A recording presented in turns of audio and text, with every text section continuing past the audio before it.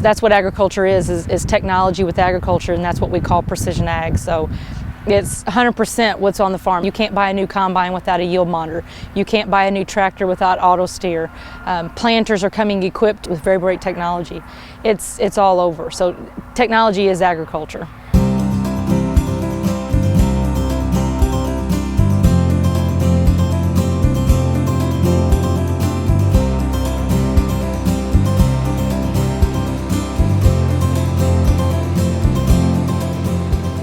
I grew up on a farm right outside of Paxton, and I always been involved in the farm. My dad is really excited that I'm taking a precision class because our farm's small and we're just now getting into the new technology and stuff. So our layout for this class, we lecture for about half of it.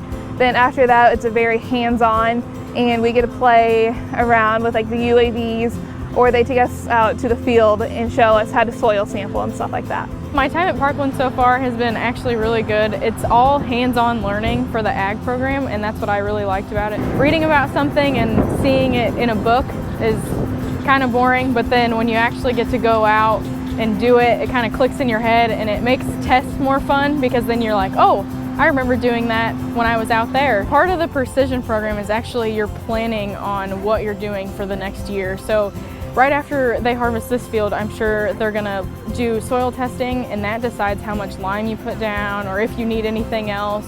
And that also affects your yields for the next year. The main thing for me about precision was it's just all the updated technology. Like, we've never had any of this before, and it's the future.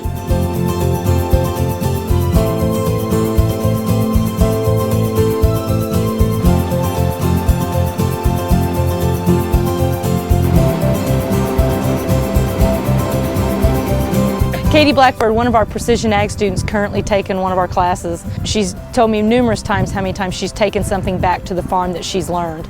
And Grayson's another one of our students that will be joining our precision ag program this spring to be learning more about precision ag, so she can also go back to the farm with some of those technologies.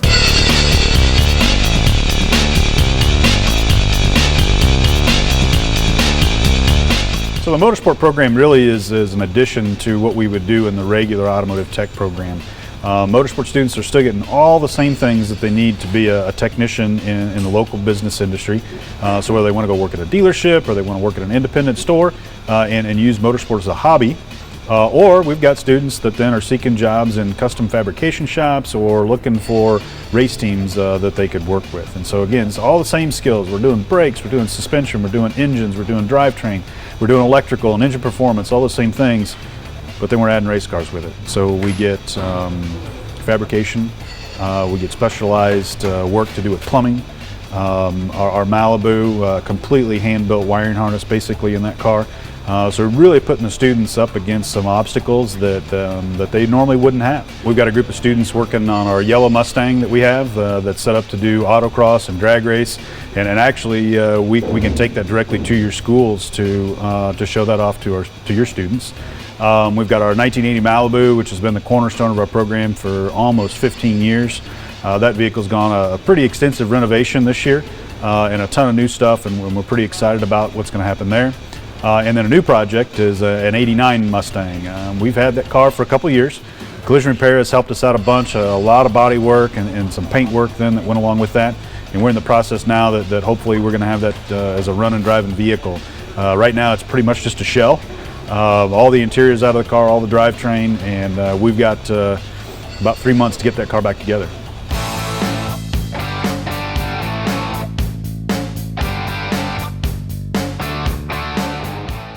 Well, we have 4 areas of concentration. They are all skill-based. We're heavy on skills. CAD, computer-aided design. We also have industrial maintenance and automation, which is the repair and maintenance of automation equipment. We have machining and CNC programming, which is the production side of making parts with computerized machining as well as manual machining.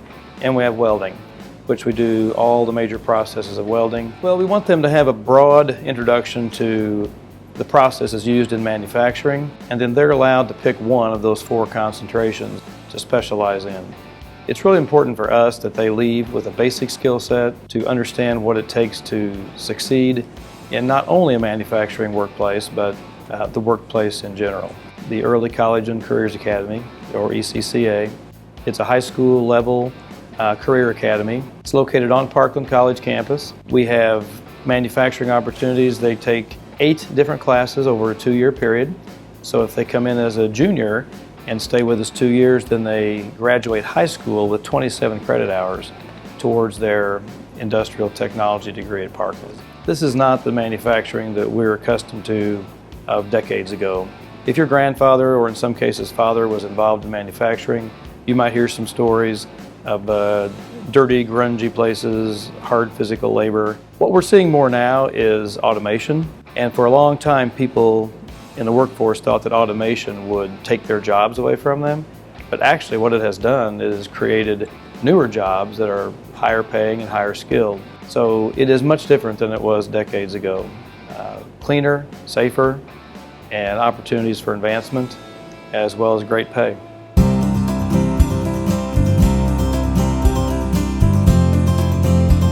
The hospitality program is for students that are currently working in the hospitality industry or are considering an entrepreneur route for themselves and opening their own business. So under the program, we have a hotel management degree, a restaurant management degree, and a culinary arts management degree. So you can focus on an area that you are interested in. The curriculum covers culinary experiences, actual lab time where students are able to prepare foods and evaluate the outcomes, but we also look at the business environment that the students will find themselves in. We focus on management and leadership, human resources, marketing, the legal environment, and accounting, financial, understanding how a business in the hospitality industry makes its money. Students who complete the program are able to get management positions in hospitality organizations, whether it's local restaurants or hotels. We have had students that actually have started their own businesses. So there's a lot of opportunities for the students once they have completed the program. The students in this program are studying to be administrative assistants, office professionals, secretaries, office managers. It's hard to put one name on what these students do.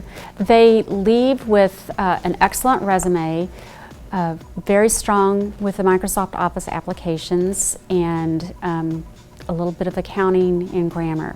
They are set to get jobs at an entry-level position in any kind of office. One of the nice things about the program is that it's very employable. The strong students get jobs. Any business in the community needs some type of office professional. The students in this program can transfer to Eastern, where their professors come to our campus and teach the classes in the evening or on the weekend or online. So it's a very good 2+2 program with that aspect. A lot of our students will become employed full-time and continue their education working in the evening.